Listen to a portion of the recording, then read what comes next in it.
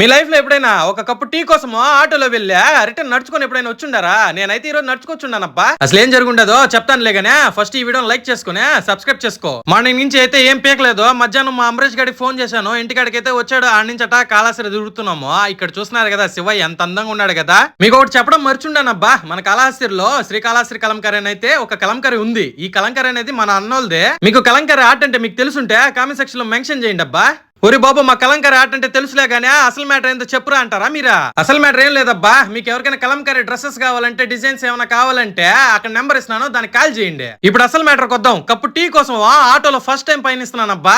ఆటోలో చాలా సార్లు పోయిండనులే అబ్బా, కానీ ఒక టీ కోసం అని చెప్పి ఫస్ట్ టైం ఆటోలో పోయిండానబ్బా. అసలు నేను ఆటోలో ఎందుకు పోవాల్సి వచ్చిందంటే మా తమ్ముడు తిరుపతి పోయిండాడు నా బండి ఎత్తుకొని పోయి. నేను ఎట్ట పోయేదా ఇంకా ఆటోలో పోయిండా. వచ్చేటప్పుడు మాత్రం ఆ నుంచి నడుచుకొచ్చున్నానబ్బా. ఎందుకంటే ఉన్న డబ్బులు టీకి ఆటోకి అయిపోయిండాలి అబ్బా. ఇంటికి వచ్చి స్నానం చేసుకునే వీడియో ఎడిటింగ్ ఎత్తుకున్నానబ్బా. ఇంతతో మన వీడియో అయిపోయింది అది.